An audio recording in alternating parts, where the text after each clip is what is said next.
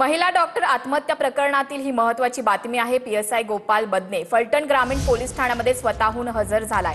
महिला डॉक्टर आत्महत्या प्रकरणात पीएसआय बदने आरोपी आहे। पीएसआय गोपाल बदनेनं डॉक्टर महिलेवर लैंगिक अत्याचार केल्याचा आरोप आहे। पीएसआय गोपाल बदने हा फरार होता, तर आरोपी प्रशांत बनकरला पहाटे पुण्यातून अटक झालेली आहे। बनकरला 4 दिवसांची पोलीस कोठडी मिळाली।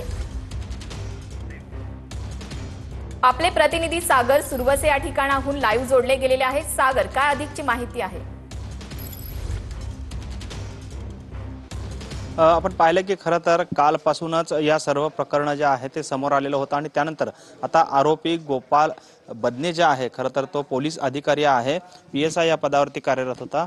मात्र तो या सर्व घटनेमधला मुख्य आरोपी जो आहे तो मानला जातो आणि तो स्वतः आता या ठिकाणी या फलटण ग्रामीण पोलीस स्टेशनला जो आहे तो हजर झालेला आपल्याला पाहायला मिळतो। खरं तर आत गोपाल बनकर याची कसून चौकशी जी आहे ती सुरू आहे आणि संपूर्ण या घटनेची जी काही माहिती आहे ती या त्याच्याकडून घेतली जाते। खरं तर हा संपूर्ण प्रकार जो आहे तो फलटण शहर पोलीस स्टेशनमध्ये या संदर्भातला गुन्हा जो आहे तो दाखल झालेला आहे।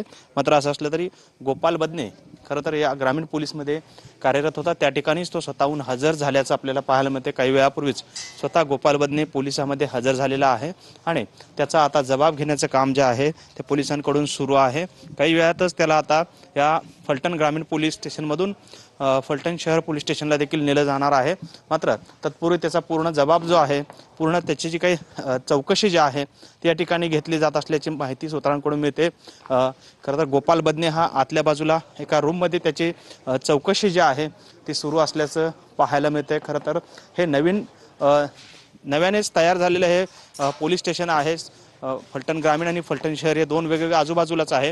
मात्र गोपाल बदने हा फलटण ग्रामीण पोलीस स्टेशन। स्टेशन सागर सुरवसे, धन्यवाद या सविस्तर माहितीसाठी। अधिक अपडेट तुमच्याकडून जाणूनच घेऊ।